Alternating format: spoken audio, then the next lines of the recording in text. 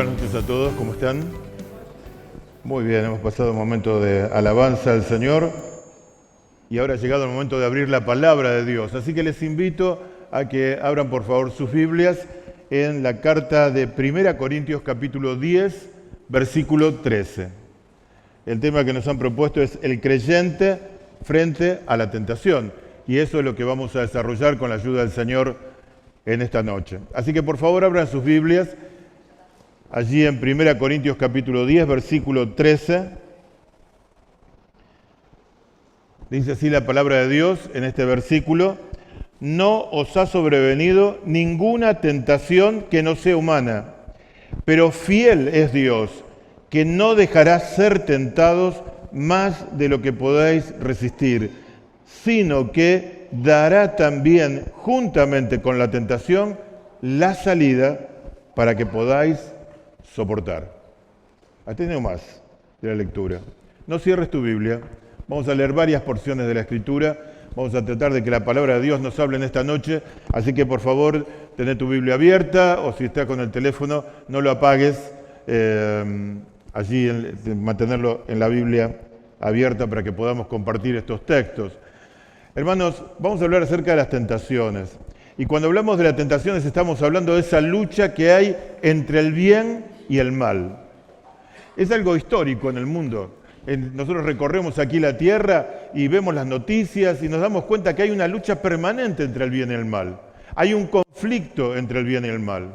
Y entonces, por esa lucha, hay personas que son víctimas y hay victimarios, hay personas que sufren la injusticia, son damnificados, y hay algunos que hacen actos de injusticia. ¿Por qué? Porque el bien y el mal están en la lucha constante. Por eso hay maldad, por eso hay inseguridad, porque constantemente vivimos una situación que es tremenda, que nos acostumbramos a vivir de esa forma, pero la realidad es que esa lucha entre el bien y el mal existe. Y esa lucha entre el bien y el mal también reafirma algo que nos enseña la Biblia, y es que hay la existencia de algo que para algunos es una historia de la religión, pero la verdad es que nos damos cuenta a cada paso que damos aquí en la tierra que es real, y es la existencia del pecado. Dios habla del pecado, la Biblia nos habla del pecado, y la realidad del pecado nos rodea constantemente, no podemos evitarlo, tenerlo en cuenta. Esa lucha entre el bien y el mal que hay en el mundo, por eso hay guerras, por eso hay desigualdad, por eso hay tantos problemas, esa lucha se reproduce también en la vida de los creyentes. Los creyentes también tenemos una lucha interna, que es una lucha entre el bien y el mal, y está constantemente en ebullición. Alguno dirá, pero ¿y eso es posible para los creyentes? Claro que sí. Miremos el libro de Romanos capítulo 7, para algunos que están tomando nota. Allí encontramos la experiencia del apóstol Pablo. Era el apóstol Pablo, el apóstol de los gentiles, un hombre llamado por Dios, utilizado por Dios. Pero allí en el capítulo 7 del libro de Romanos dice, yo tengo una lucha interna.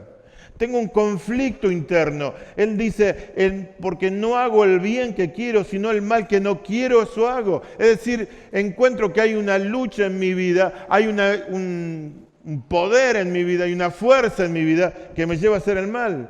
Y dice, si hago lo que no quiero, ya no lo hago yo, sino el pecado que mora en mí. Es decir, tengo una lucha, dice Pablo. Esa lucha es constante, es tremenda.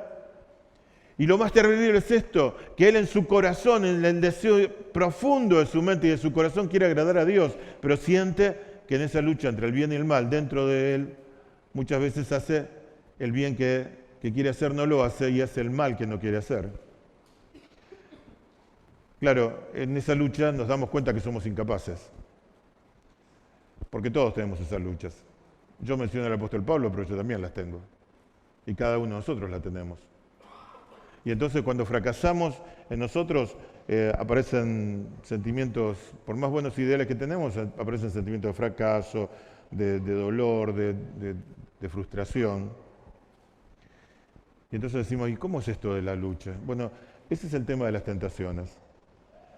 Si nosotros no manejamos bien este tema de las tentaciones, si no manejamos bien esta lucha interna, y vamos a tener muchos momentos en donde vamos a sentir fracasados. nos vamos a sentir como el apóstol Pablo al final del capítulo 7, va a decir, miserable de mí, ¿quién me librará de este cuerpo de muerte? Muchas veces nos sentimos así. Yo quiero hablarles en esta noche de cómo manejar este tema de las tentaciones. Y entonces quiero hablarles en primer lugar de algunos errores que se cometen. Quiero hablarles también de la fuente de la tentación y también quiero hablarles del camino de la victoria. Así que eso es lo que vamos a hacer en los próximos minutos. En primer lugar, hay errores muy comunes que cometemos los seres humanos cuando queremos manejar la tentación. Los creyentes especialmente hablamos de esto. A veces queremos manejar la tentación y queremos manejarla y hay un problema. Las queremos manejar con nuestro corazón, con nuestros sentimientos. Entonces tenemos que tomar una decisión y la decisión la tomamos guiado por la corazonada, por lo que nos gusta, por lo que creemos que está bien. Y mucha gente dice, seguí tu corazón. ¿Escucharon esa expresión, no? Seguí lo que dicta tu corazón. Pero hay un problema. La Biblia dice en el libro del profeta Jeremías, capítulo 17, versículo 9, engañoso es el corazón más que todas las cosas y perverso. ¿Quién lo conocerá? Es decir, ¿quién le puede poner un límite? ¿Quién lo puede ordenar? Lo que pasa es que cuando nos dejamos llevar por nuestros sentimientos, los sentimientos nos traicionan porque queremos alcanzar algo que es un ideal en nuestro corazón y entonces tomamos decisiones equivocadas. El corazón nos engaña. Los sentimientos nos traicionan. Y algunos dirán, no hay que tener sentimientos. No, Dios nos creó con sentimientos. Lo que tenemos que hacer es manejar correctamente nuestros sentimientos. Ellos no pueden gobernar nuestra vida. Nos tiene que gobernar la palabra de Dios. Hay otras personas que en vez de llevarse por el corazón, se llevan por la mente. Entonces procuran racionalizar todo su comportamiento. Y encuentran explicaciones y justificaciones para todas las cosas que hacen. Miren, hay un ejemplo que es muy común. Y es que la Biblia nos enseña que tenemos que decir siempre la verdad, ¿no es cierto?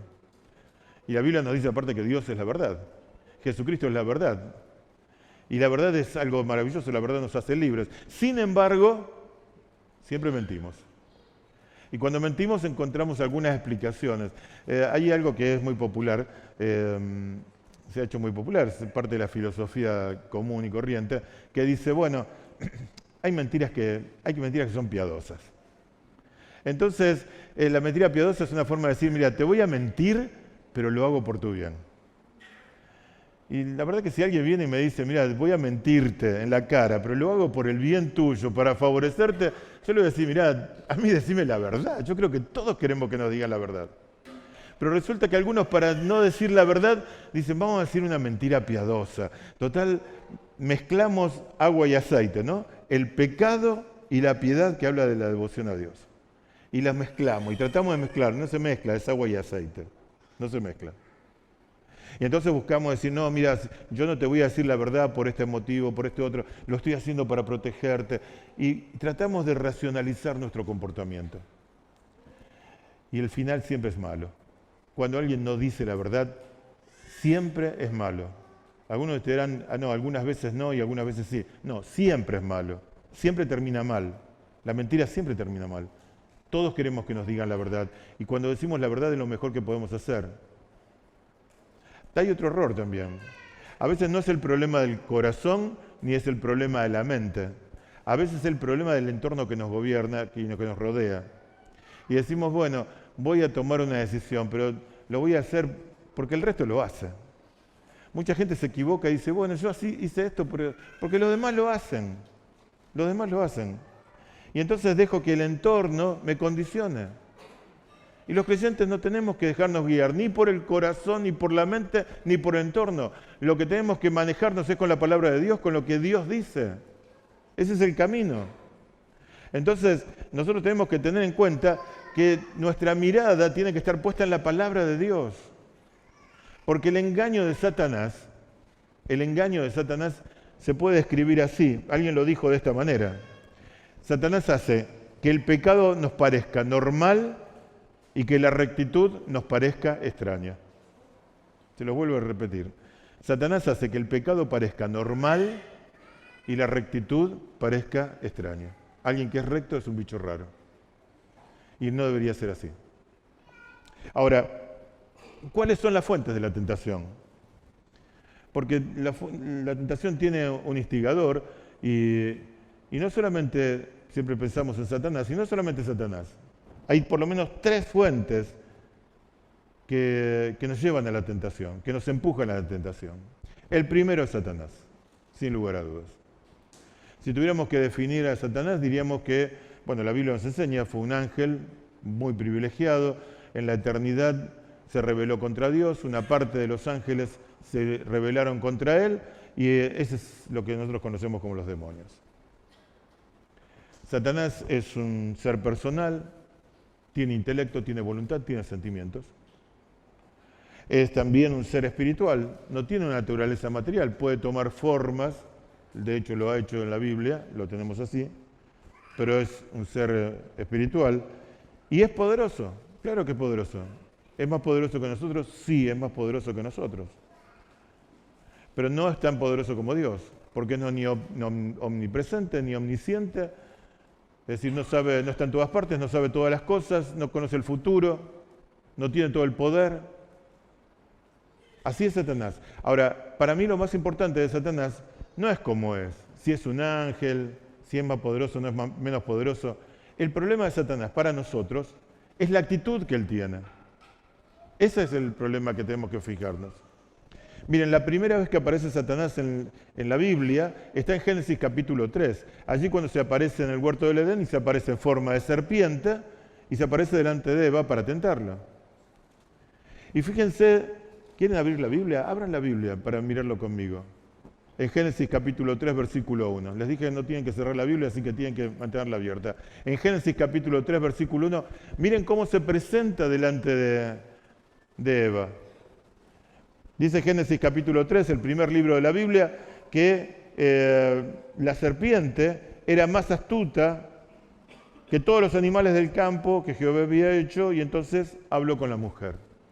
Algunos dicen, miren qué tremendo, se presentó como serpiente. No, para mí lo más importante es que se presentó de una manera astuta, artera. Así es Satanás. Nosotros tenemos en la filosofía popular, en la creencia popular, que el diablo es malo, que se viste de rojo, que tiene un tridente, que desfigura la voz. Mire, si Satanás se nos aparece siempre así, todos salimos corriendo y él no engaña a nadie. No, se presenta maravillosamente como algo muy agradable. Delante de Eva se presentó como algo lindo. Y le habló de cosas lindas. Le dijo, mirá Eva, así que Dios les dijo que no coma de todo árbol. Sí, bueno, empezó el diálogo ahí. Y le dijo, no, pero mirá, si comen de esta fruta que es maravillosa, y claro, Eva la miró y dice la Biblia que vio que era maravillosa, si comen de esta fruta van a ser igual que Dios, y también le gustó eso de que iban a ser igual que Dios, y no tuvo ningún problema, no se asustó, no salió corriendo. Y el diablo con mucha astucia tomó prisionera allí en su razonamiento a Eva y después a Adán. Es decir, el problema más grande de Satanás es que se presenta con astucia, se presenta de una manera artera. No te va a venir a presentar las cosas como algo truculento y terrible, te va a decir, mira, haz esto que te va a ir muy mal en la vida. No, te va a decir, haz esto y te va a ir muy bien. ¿O ustedes creen que los que caen en las adicciones y cosas por el estilo lo hacen pensando de que les va a ir muy mal en la vida? No, piensan que es una escapatoria, pero al final termina siendo algo que los aprisiona, una cárcel. Y todo el que sigue el camino de Satanás lo hace convencido que está haciendo algo que le va a venir bien, pero en definitiva los caminos de Satanás terminan siendo malos. ¿Por qué? Porque con astucia nos agarró, nos empaquetó, y una vez que hizo el moño, ya estamos allí atrapados. Pero no solamente es la astucia. En el Nuevo Testamento el apóstol Pedro dice en el capítulo 5, versículo 8 de la primera carta, sed sobrios y velad, porque vuestro adversario, el diablo, como león rugiente, no es un león rugiente, sino que está con la actitud de un león rugiente, está buscando a quién va a devorar. Es decir, no solamente viene con astucia Satanás, sino que también viene con una actitud que es peligrosa para los creyentes. Nosotros hablamos del diablo y cosas por el estilo, y no nos damos cuenta que él tiene una actitud peligrosa para nosotros. A veces no dimensionamos la gravedad de lo que el diablo quiere hacer en nuestra vida. El Señor Jesús, estando aquí en la tierra, en San Juan capítulo 10, versículo 10, Él dijo, miren, el ladrón viene para matar, robar y destruir. Esa es la actitud del diablo. Y eso es lo que quiere hacer en la vida de los creyentes. Él es la primera fuente de tentación. Él quiere hacer caer a las personas. Lo hizo allí con Adán y Eva y lo hace con toda la humanidad. Ahora, no es el único factor. A veces nosotros decimos, bueno, hablamos de la tentación y le echamos toda la culpa al diablo. Y miren, hermanos, yo no quiero ser el abogado del diablo. Sería lo último en mi vida que quisiera hacer. Tampoco creo que me necesite a mí. Está condenado ya, así que no necesita ningún abogado. Pero la verdad es que le echamos la culpa al diablo demasiado de todos nuestros problemas. Y la Biblia nos enseña que hay una segunda fuente, que es la carne. ¿A qué nos referimos a la carne? Nos referimos a nuestra naturaleza pecaminosa. Hay algo que es real en la vida de las personas, y es que nosotros somos pecadores. Eso dice la Biblia. Y esa naturaleza pecaminosa es nuestro ADN. Es lo que tenemos en nosotros. Y alguno dirá, pero yo recibí a Cristo como mi Salvador, eso no se terminó. No, no se terminó. Es cierto que cuando creemos en Cristo como el Señor y Salvador de nuestra vida, el Espíritu Santo entra en nosotros. ¿Recuerdan lo que dice en la carta de los Efesios, capítulo 1? Habiendo oído el Evangelio de verdad y habiendo creído, somos sellados con el Espíritu Santo. Somos templo del Espíritu Santo. Pero a partir de ese momento, además de la presencia del Espíritu, sigue estando en nosotros la presencia de esa naturaleza humana. Entonces, encontramos allí al apóstol Santiago, capítulo 4, versículo 1, que dice, ¿de dónde vienen las guerras y los pleitos entre vosotros? ¿No es de vuestras pasiones las cuales combaten en vuestros miembros? Es decir, tenemos una lucha. Lo que decíamos recién, la lucha entre el bien y el mal. Yo quiero hacer el bien, como dice el apóstol Pablo, pero resulta que la naturaleza humana sigue estando en nosotros. Y yo quiero detenerme un momentito en este punto. Todos los seres humanos tenemos este problema. Es parte de nuestro ADN, como hemos dicho antes. Y hay algo que es tremendo, que dice la Biblia. Esa naturaleza humana nos condena. El apóstol Pablo le escribe la carta a los Efesios y dice que somos hijos de ira por naturaleza, es decir, estamos condenados por nuestra naturaleza pecaminosa. Y alguno dirá, bueno, como me dijo una vez una persona hace muchos años en el Parque Independencia, me dijo, mira, entonces la culpa de todos mis problemas las tiene Dios, porque no me hubiera hecho nacer en este mundo y me ahorraría muchas dificultades y muchos dolores. Pero la verdad es que Dios no tiene la culpa, porque para este problema del pecado, Dios envió al Señor Jesucristo. Hemos cantado largo en esta noche acerca de Jesús. Él vino a esta tierra para solucionar ese problema. Porque nuestra naturaleza pecaminosa nos hace incapaces de alcanzar la justicia de Dios. Nuestra naturaleza pecaminosa hace que nosotros seamos desplazados de la gloria de Dios. Nuestra naturaleza pecaminosa hace que tengamos y merezcamos una condenación eterna. Pero Cristo, cuando vino a este mundo, murió en la cruz por nuestros pecados, para que nosotros pudiéramos tener justicia, pudiéramos alcanzar la justicia de Dios, pudiéramos alcanzar perdón de nuestros pecados y pudiéramos tener esperanza de la vida eterna. Nosotros no somos salvos porque somos buenos, sino somos salvos porque Dios es bueno y envió a su Hijo para solucionar este problema que de otra manera no tenía solución. Pero en nuestra vida cristiana tenemos esta dificultad y está en nuestra carne. Entonces a veces le echamos la culpa al diablo, pero deberíamos prestar atención a qué estamos haciendo con nuestros deseos. Dice allí el apóstol Pablo a los Gálatas, hablando de este tema, andad en el Espíritu y no satisfagáis los deseos de la carne, porque el deseo de la carne es contra el Espíritu y el del Espíritu contra la carne, y estos se oponen entre sí para que no hagáis lo que quisierais. Es decir, hay una lucha. ¿Y cómo podemos enfrentar esa lucha? Bueno, como Dios nos ha dado su Espíritu, lo que tenemos que hacer es andar en el Espíritu. Andar habla de movimiento, ¿no? No habla de algo estático. Habla de vida, de movimiento, de acciones. Yo quiero enfrentar la tentación. Acá tenemos una lección que vamos a hacer hincapié un poquito más adelante, y es que tengo que andar en el espíritu. Como le dije, muchas veces le echamos la culpa al diablo, ¿no? Me acordaba cuando estudiaba esto, algo que nos contaba, una historia que contaba uno de los hermanos que fue el fundador de la iglesia. Algunos, los más viejos, se acuerdan de él, pues hace mucho que ya pasó la presencia del Señor, don Juan García.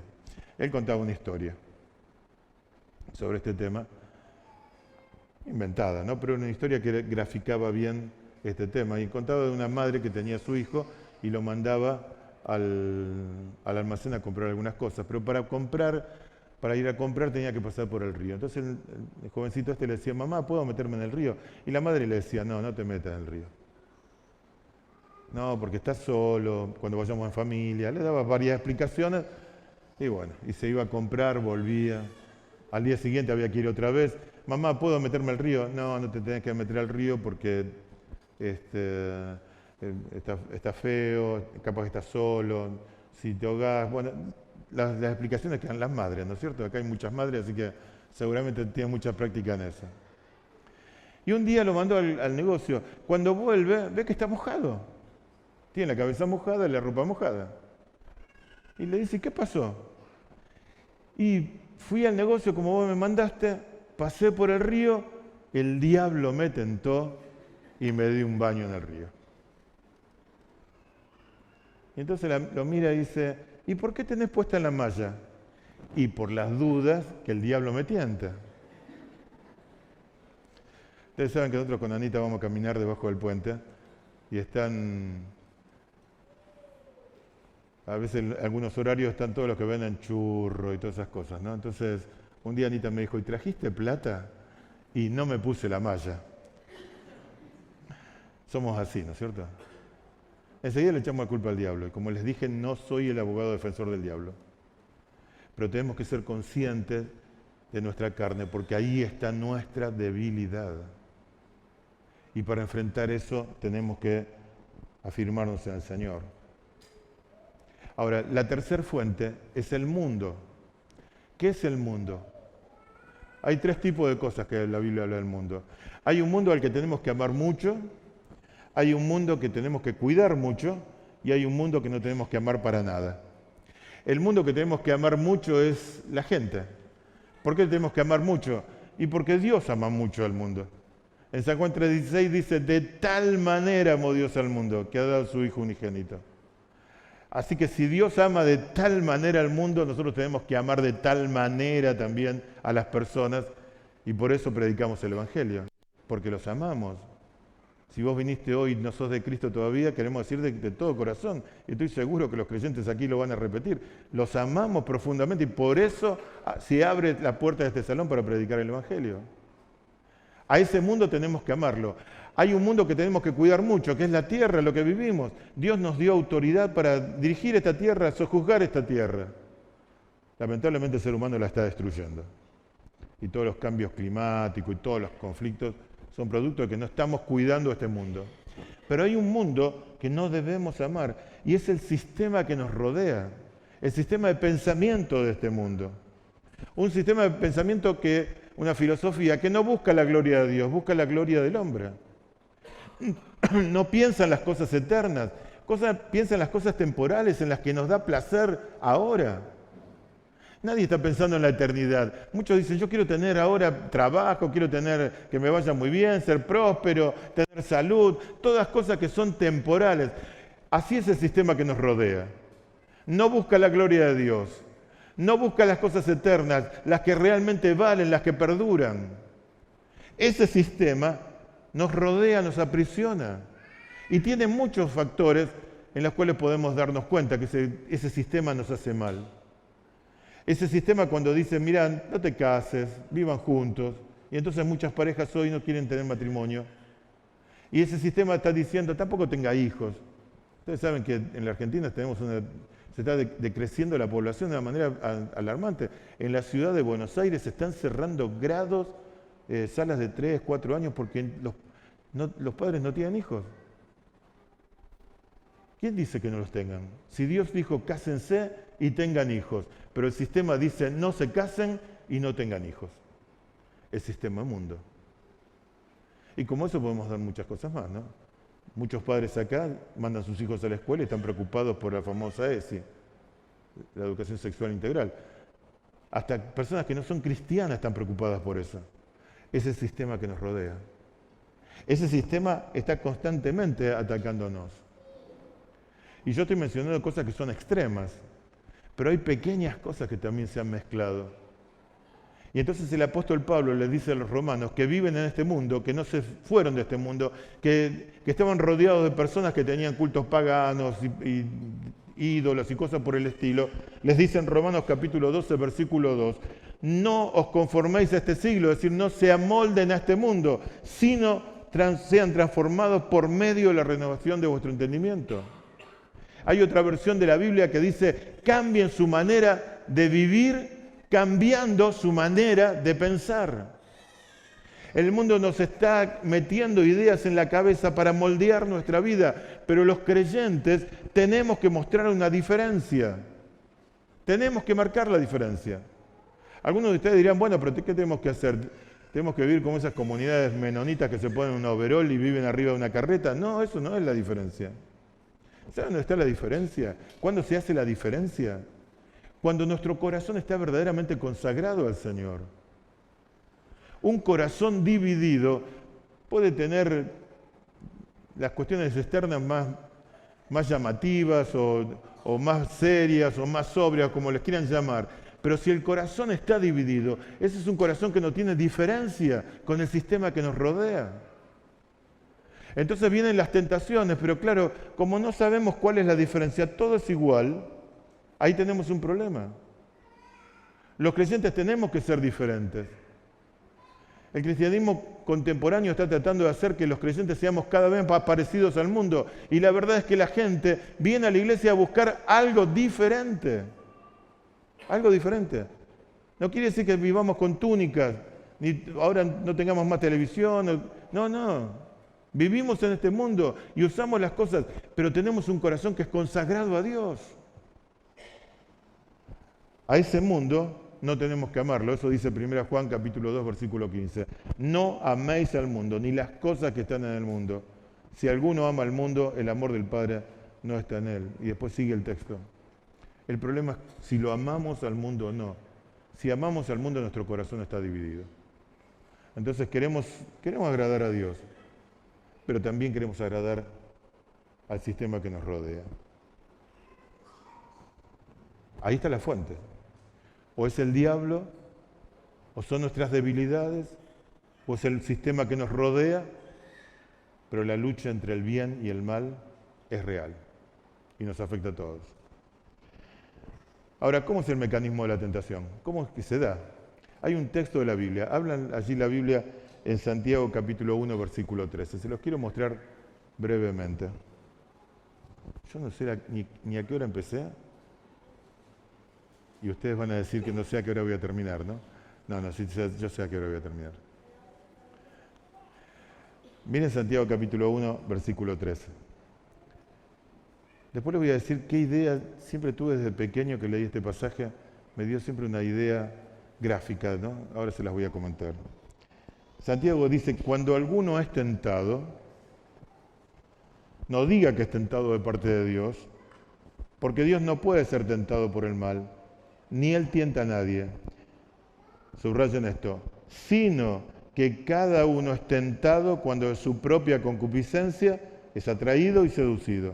Entonces, la concupiscencia, después que ha concebido, da a luz el pecado, y el pecado, siendo consumado, da a luz la muerte. Vamos por parte.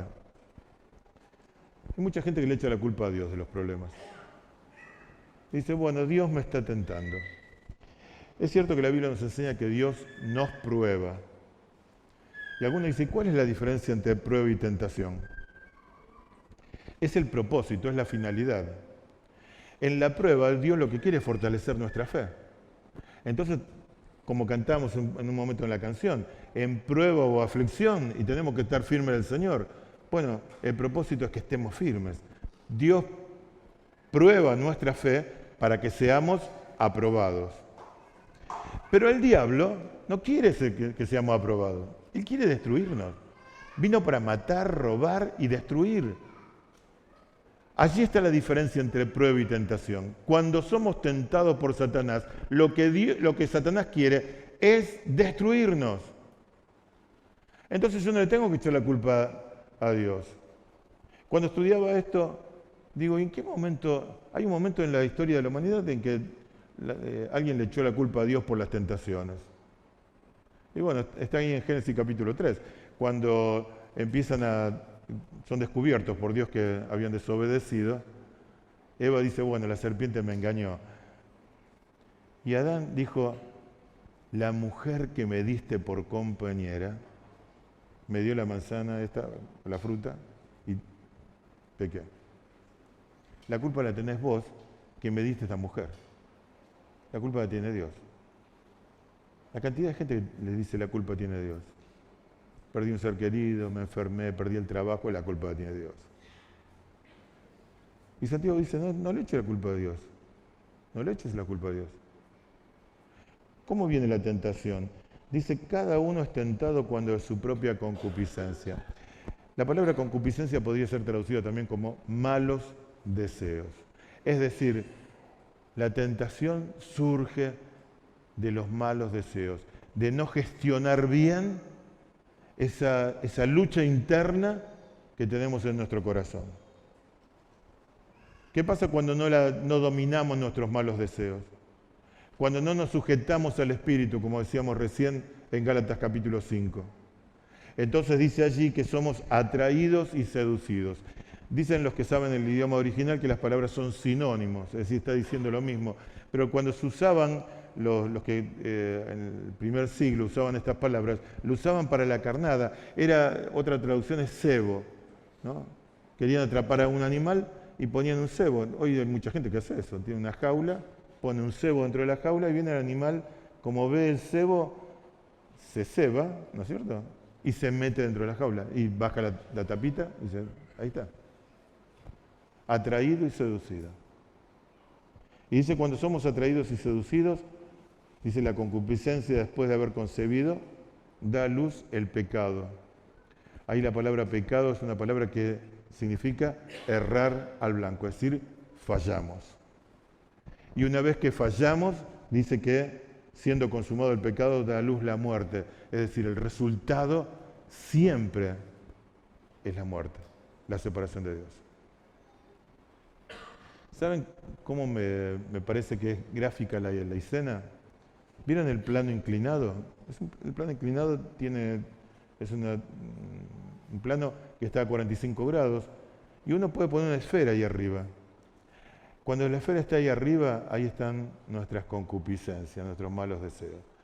Pero si no los controlamos y dejamos que la esfera se caiga, y la ley de la gravedad hace el resto, la hace caer inexorablemente. ¿Ustedes han visto alguna esfera que se han puesto en un plano inclinado, la hayan hecho caer y se haya frenado a mitad de camino y haya retrocedido? No, inevitablemente cae. Cuando no gestionamos bien y dominamos nuestros malos deseos, la esfera va a caer, inevitablemente. Hay personas que dicen, bueno, cometí un pecado, bueno, el diablo me engañó, mis tentaciones, y uno piensa que fue de la noche a la mañana. No, siempre es un proceso. El plano inclinado, siempre es un proceso. Hace un tiempo nos sorprendimos en la iglesia por un matrimonio que se separó y todos decimos, pero ¿qué es lo que pasó de la noche a la mañana? No, de la noche a la mañana no. Después que hablamos venían con problemas de hacía de 2 años, cosas que estaban ocultas. Es decir, el plano inclinado venía cayendo y cayendo. Nunca se paró la esfera hasta que al final concibió la muerte. Ahí está el mecanismo. Si nosotros no nos damos cuenta que tenemos que dominar nuestros malos deseos, estamos en un problema. Porque inmediatamente el diablo toma la oportunidad y fracasamos. Alguno dirá, entonces yo como creyente, tenía la esfera ahí arriba, pero no la dominé bien. ¿Y ahora qué hago? Fracasé. Bueno, quiero decirte que el fracaso es doloroso. Habla de pecado la Biblia. Pero los creyentes no perdemos la salvación. ¿Por qué? Porque gracias a Dios la salvación no depende de mí, depende de Él. Cuando hablamos de la gracia de Dios, hablamos de algo que Dios me da sin que yo lo merezca, sin que yo haya hecho nada. Como dije hace un rato, nosotros somos salvos no porque somos buenos, o porque hicimos algo bueno, porque Dios es bueno, porque Dios es misericordioso. Mi vida eterna, mi seguridad eterna depende de Dios. Y gracias a Dios, gloria a Dios, de que depende de Él. Ahora, si sucede esto, perdemos el gozo de la salvación. Perdemos la paz en el corazón. Hay muchos creyentes que cometieron un pecado y están amargados y viven vidas secas, tristes, porque están allí fracasados. Y entonces dicen, el Señor me dará otra oportunidad, ¿qué será de mi vida? Y empiezan todas las dudas. Aparte empieza el diablo que al principio es como lo hizo en Edén, ¿no? Todo está bárbaro, comela el fruto, todo está bien, va a ser como Dios. Después se borró y desapareció de la escena y los dejó solos ahí.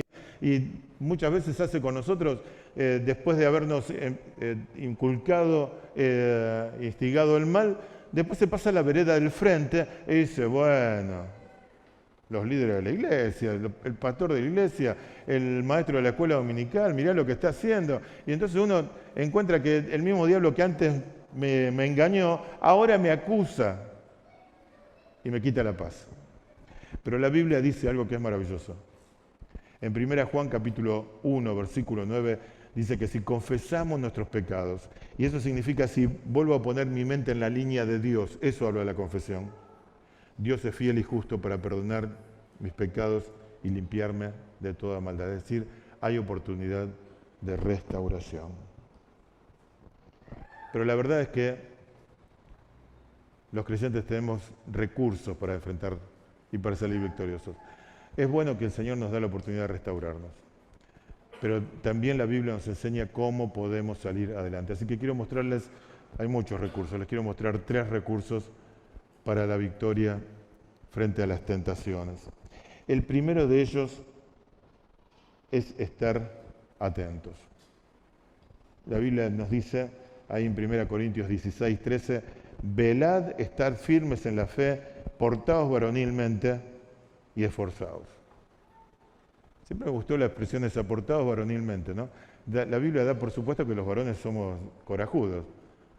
Bueno, no sé si hubiera algún problema, capaz yo soy el primero a estar debajo de las sillas, pero bueno, damos por supuesto que los varones siempre somos los que tomamos la posta y tenemos que llevar las cosas adelante, ¿no es cierto? Pero la Biblia lo que está diciendo allí, que no solamente tenemos que velar y estar firmes, sino que también tenemos que tener valor, coraje para enfrentar a Satanás. Tenemos que estar atentos. Pensaba en alguien que no estuvo atento. Nos deja una gran lección. En el Antiguo Testamento hay un personaje que se llama Lot. Lot tenía a su tío que se llamaba Abraham, y en un momento, en el capítulo 13 de Génesis, convivían con muchos problemas, con los pastores que ellos tenían, todos cuidaban animales y tenían problemas. Entonces, Abraham le dijo, elegí el lugar donde quieras ir, y yo me voy a ir al lugar opuesto para que no tengamos problemas. Somos familia. Miren qué linda lección, ¿eh? Somos familia, no tenemos que pelearnos. Bueno, yo soy el que dijo primero, dijo Lot, agarró, se eligió el mejor lugar. El mejor lugar. Pero en ese mejor lugar, en ese valle, había una ciudad que se llamaba Sodoma. Le suena el nombre, ¿no es cierto? Lot dijo, yo no voy a ir a vivir a Sodoma, me quedo en el valle. Y dice la Biblia que quedó cerca de Sodoma. Y Abraham se fue por el otro lado. Pasan los capítulos, en el capítulo 19 Dios va a destruir Sodoma y Gomorra. Pero Lot no está cerca de Sodoma, vive dentro de la ciudad. Pero Lot, ¿no te iba a quedar cerca? No, está dentro de la ciudad. La ciudad, en el capítulo 19 de Génesis, la ciudad perversa, Dios le hizo caer fuego del cielo, tenía que destruir, una cosa terrible las cosas que pasaban ahí en Sodoma. Este hombre estuvo cerca, pero se ve que durante el tiempo a su tienda la fue cambiando de lugar, la fue corriendo. Y un día no se dio cuenta, pero ya estaba dentro. Habrá dicho, tengo que ir a comprar algunas cosas de Sodoma, Entonces, bueno, vamos, pero claro, ir y volver, con el sol que hay ahí en Medio Oriente, el calor, los animales que se cansaban, vamos acercando un poquito más. Y se acercaba un poquito más, se acercó un poquito más y se acercó, y después lo encontramos que ya está dentro de la ciudad. Así es el diablo con nosotros. Así es el pecado con nosotros. No nos damos cuenta, pero sacamos la carpita y la corremos un cachetito más. Y la corremos otro poquito más. Y cuando menos nos dimos cuenta, y ya estamos hasta acá. Y decimos, ¿y ahora, Señor, cómo hago para salir de acá? Todo porque no estuvimos atentos. La Biblia dice que tenemos que velar y estar firmes. Tal vez nos parece que un milímetro corrernos no pasa nada. Pero es un milímetro hoy, otro milímetro mañana. Y pasó un año y son muchos milímetros que se sumaron. Y cuando menos nos damos cuenta, ya estamos entrampados. El segundo recurso es que tenemos que vivir en el Espíritu. Leímos ahí en Gálatas, lo vuelvo a mencionar, capítulo 5, versículo 16, andad en el Espíritu y no satisfagáis los deseos de la carne. ¿Qué es andar en el Espíritu? Es ser lleno del Espíritu. Vamos a repetirlo porque ustedes seguramente ya lo han escuchado, pero ser lleno del Espíritu significa una unidad de medida. Ser lleno del Espíritu es ver quién tiene el control de nuestra vida. ¿Te preguntaste quién tiene el control de tu vida? Como dijimos al principio, tu corazón, tu mente, la gente que te rodea. ¿Quién tiene el control de tu vida? ¿O el Espíritu? El Espíritu Santo tiene que llenar nuestra vida, eso dice el Efesios capítulo 5, versículo 18. Ser lleno del Espíritu Santo. Eso habla de control. ¿Quién tiene el control de tu vida? Quiero enfrentar la tentación, quiero salir victorioso. ¿Quién tiene el control de tu vida? ¿Quién tiene el control de mi vida? Si no lo tiene Dios a través de su Espíritu, y lo tendrán todas las otras cosas que he mencionado anteriormente.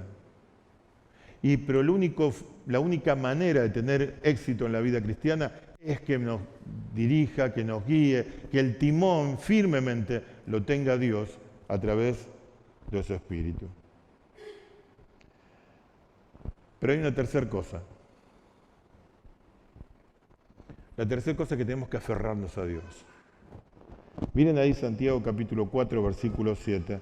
Dice, someteos pues a Dios, resistid al diablo y huirá de vosotros. La tercera cosa es que tenemos que someternos a Dios. La presión esa podría ser traducida así como subordínense a Dios. Es como una orden militar. Bueno, yo soy de la época del servicio militar, ¿no? Entonces yo entré al servicio militar y tenía todo el mundo que me daba órdenes. Porque nosotros los conscriptos estábamos en la base, casi en el subsuelo, digamos. Había toda gente que tenía más rango que yo en todos lados. Todos nos daban orden y todos tenían que subordinarse. Acá la orden de la Biblia es subordinémonos a Dios, sujetémonos a Dios, que Dios sea el que dé las órdenes, que Él sea el que dirija. Me tengo que aferrar a Él. Y dice allí, resistid al diablo. Algunos creen que resistir al diablo es ir a retarlo. Bueno, hay predicadores por ahí que andan haciendo ese tipo de cosas. No, el resistir significa estar firmes. Estar firmes. No tengo que estar ni reprendiendo al diablo ni nada por el estilo. Tengo que estar firme frente a las acechanzas del diablo. Eso es lo que dice la palabra de Dios. Y someterse a Dios es someterse a su palabra. El salmista en el Salmo 119, versículo 11, dice, en mi corazón he guardado tus dichos para no pecar contra ti. Es decir, yo quiero sujetarme a Dios, tengo que tomar la Biblia y este libro no tiene que ser un libro que me acompañe nada más. Tiene que ser un libro que yo tengo que leer, aprender y practicar. Si no, no me voy a sujetar a Dios. Por eso estar llenos, estar atentos y aferrados a Dios son los tres recursos que tenemos. Es simple esto. Tenemos que estar atentos frente a las acechanzas del diablo, ser llenos del Espíritu Santo, decir que el Espíritu nos guíe, y aferrados a Dios, sujetos a su palabra, es el camino. Pero yo quiero mostrarles algo. Leímos al principio 1 Corintios capítulo 10, versículo 13, porque ahí hay una seguridad para nosotros. A mí me encanta esto, porque hablamos de muchos de los atributos de Dios, todos son importantes, pero para mí hay uno de ellos que en dirección a nosotros es fundamental, que Dios es fiel. Dice ahí el texto que leímos al principio: no os ha sobrevenido ninguna tentación que no sea humana, pero fiel es Dios, que no dejará ser tentados más de lo que podéis resistir, sino que dará también juntamente con la tentación la salida para que podáis soportar. La fidelidad de Dios, ¿en qué se ve allí? En dos cosas que dice el texto. En la primera, que no nos va a dejar ser tentados más de lo que podemos resistir. Es decir, Dios muestra su fidelidad poniendo un límite a lo que está pasando. El diablo no puede hacer cualquier cosa. Cuando quiso tentar a Job, Dios le puso un límite. Después pidió permiso para poder zarandear a Pedro. Dios le puso un límite. Dios pone límites. Dios es fiel con nosotros. Alguno dirá, pero tengo tantas tentaciones, tengo tantas presiones, tengo tantas dificultades en mi vida. Pero quiero que pienses que cuando estamos buscando al Señor, Dios pone límites. Su fidelidad se muestra en eso. Entonces yo puedo doblar mis rodillas en la presencia del Señor y decirle: Señor, mira todas las presiones que tengo, pero yo sé que el único que me puede ayudar sos vos, porque Él pone límites. Pero además dice el texto que nos da también, junto con la tentación, la salida. Es decir, no es que va a buscar un recurso para el problema que tengo. Dios ya sabe el problema que tengo y junto con el problema que aparece, también está la salida de parte de Dios. Allí se ve la fidelidad del Señor. Y muchas veces cantamos de las canciones que nos hablan de la fidelidad del Señor, pero yo quiero que lo miren ya no como una canción, sino como una realidad en la vida de cada uno de ustedes, porque las tentaciones están, las luchas están, las presiones están, pero Dios está poniendo límites y abriendo una puerta para que tengamos una salida, porque nuestros recursos están en Dios. Allí está nuestro recurso. En este tema de las tentaciones a veces hablamos demasiado del diablo. Yo creo que ustedes miren, hermanos, más a Dios. Nos preocupemos más por Dios que por nuestro enemigo. Él ya está vencido, ya está. Pablo dice a los romanos: Dios aplastará pronto a Satanás. Ya está vencido, está destruido, sabe que está vencido. Nosotros tenemos que mirar al Señor y buscar todos nuestros recursos en la presencia de Dios. Quiero terminar con este texto. El texto de Mateo capítulo 26, versículo 41. Creo que lo tienen allí ya. Ustedes dirán, pero más o menos dice lo mismo que hemos dicho antes. Sí, pero cuando estudiaba el texto, me pareció muy interesante el contexto de cuando el Señor dijo esto.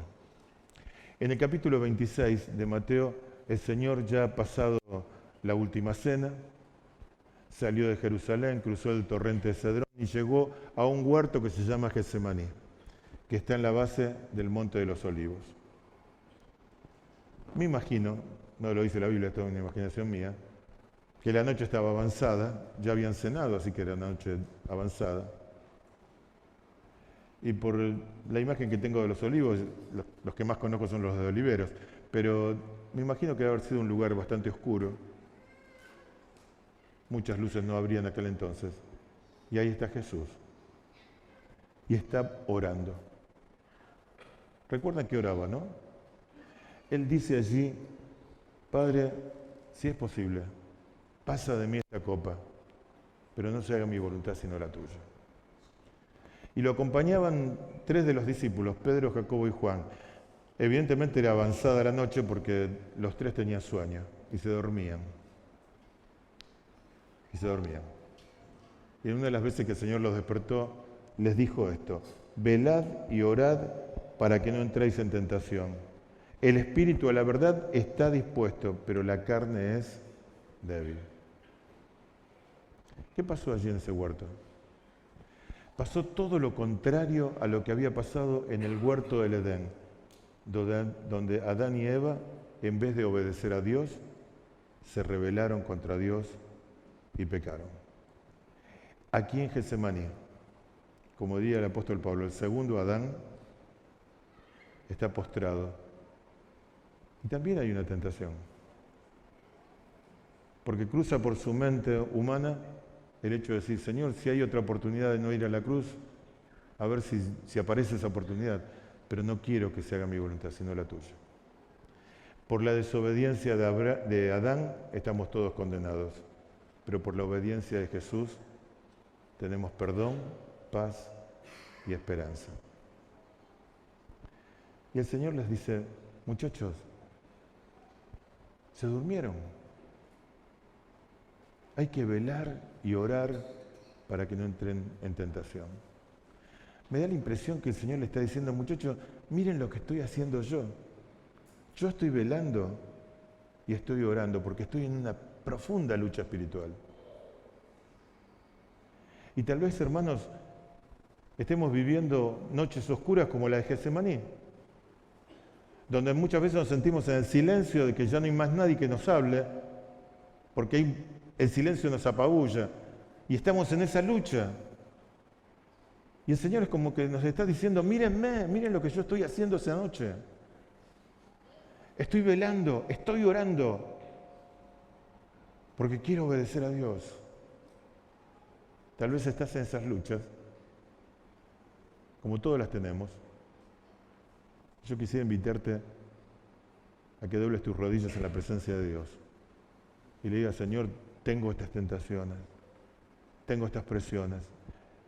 El mundo que me rodea, el entorno, la familia, los amigos, el barrio, me aprisiona. El sistema, estoy luchando contra el sistema que me dice cosas, lo miro por televisión, por internet. Estoy luchando también con mis propios deseos. Señor, todas estas luchas las tengo. Pero quiero hacer igual que Cristo. Doblar mis rodillas, velar y orar. Es decir, atentos y en comunión con Dios para no caer en la tentación. Así tenemos que enfrentar las tentaciones. Los creyentes no estamos exentos de esto. Pero la buena noticia es que Dios es fiel. Amén. Dios es fiel. Y eso es un consuelo enorme para todas las luchas que tenemos. Porque si Dios no fuera fiel estaríamos perdidos. Pero la fidelidad de Dios, que se renueva cada mañana con su misericordia, es tan grande que se despliega a nuestro favor para que podamos alcanzar la victoria. Que Dios nos bendiga en este día. Que Dios bendiga el corazón de cada uno de ustedes, hermanos, para que en esta lucha espiritual puedan salir victoriosos. Amén. Oramos al Señor. Padre Celestial, Dios nuestro, gracias te damos por tu palabra y te damos gracias por la persona del Señor Jesús. Estábamos meditando ya sobre el final en su maravilloso ejemplo allí de Getsemaní. Señor, solo, mirando hacia el futuro, a la cruz, al dolor, donde sufriría lo indecible por amor a nosotros.